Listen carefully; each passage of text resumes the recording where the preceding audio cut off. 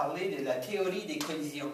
On sait que lorsque l'on place des réactifs ensemble, il doit y avoir des collisions. Donc, premièrement, il peut y avoir deux sortes de collisions. Si on regarde la première, les collisions élastiques, c'est-à-dire que les molécules, les atomes vont s'entrechoquer sans qu'il y ait atomisation, sans qu'il y ait, en d'autres mots, bris des différents liens des réactifs. Alors, par exemple, si on place de l'hydrogène et de l'iode dans un contenant, maintenant, qu'est-ce qui peut y arriver? Il peut y avoir de l'hydrogène, une molécule d'hydrogène qui frappe une molécule d'hydrogène, mais il n'y a aucune atomisation, il y a simplement des collisions élastiques, alors vous avez encore de l'hydrogène versus de l'hydrogène. Même chose pour l'iode, rien ne se produit, ou encore ça peut être tout simplement une molécule d'iode, qui frappe une molécule d'hydrogène et tout simplement une collision élastique. Mais on sait aussi que dépendamment de l'énergie impliquée dans la réaction et l'angle d'approche entre les molécules, il peut y avoir des collisions effectives.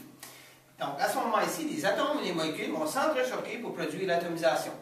Il y aura formation de produits intermédiaires que l'on va appeler des complexes activés. Complexes activés, tout simplement, ce sont des produits intermédiaires très instables qui vont se transformer spontanément en un produit plus stable. Par exemple, ici, vous avez une molécule d'hydrogène qui rencontre une molécule d'hydrogène. Il y a atomisation puisqu'il y a des collisions effectives. Vous avez à ce moment-là 4 atomes d'hydrogène gazeux. L'iode qui arrive à 4 atomes d'iode gazeux. Maintenant, un atome d'hydrogène rencontre un atome d'iode pour provoquer ou former la molécule d'hydrogène, Hi gazeux. Vous pouvez avoir un autre mécanisme possible d'hydrogène rencontre de l'iode pour donner H2I, complexe activé. Et éventuellement, j'aurai Hi de former, ma molécule que je recherche, plus de l'hydrogène. Un autre mécanisme de réaction, vous avez un atome d'hydrogène qui rencontre une molécule d'iode pour provoquer le complexe activé Hi2 et qui éventuellement nous donnera Hi plus I. Et un dernier mécanisme possible, vous avez l'hydrogène, une molécule d'hydrogène, rencontre une molécule d'iode pour donner le complexe activé H2I2 qui éventuellement va se transformer en molécule 2Hi.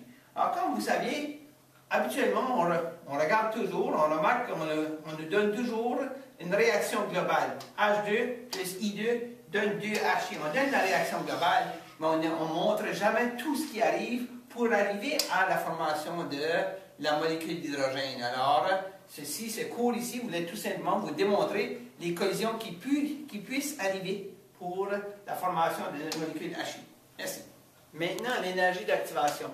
Alors, l'énergie d'activation, c'est l'énergie requise afin qu'une liaison entre des réactifs entraîne la formation d'un complexe activé. Alors, voici l'exemple que j'ai utilisé. Une molécule d'hydrogène réagit avec une molécule d'iode pour former un complexe activé H2I2 pour nous donner éventuellement le produit recherché de molécules d'hydrogène. Alors, si je veux faire représenter cet exemple à l'aide de mon schéma, là, vous avez l'énergie sur l'axe des Y et sur l'axe des X, vous avez le temps. Je commence ici à mes réactifs H2 plus I2. Maintenant, il doit y avoir un gain d'énergie, une énergie nécessaire afin de briser les liens des réactifs pour éventuellement former mon complexe activé H2I2. Donc, ce montant d'énergie ici, d'ici, point de départ au complexe activé, ceci c'est l'énergie d'activation. Maintenant, un coup de produit intermédiaire formé, vous avez très rapidement la formation du produit final, qui est mon 2 molécules d'hydrogène, le ΔH du point de départ au point d'arrivée.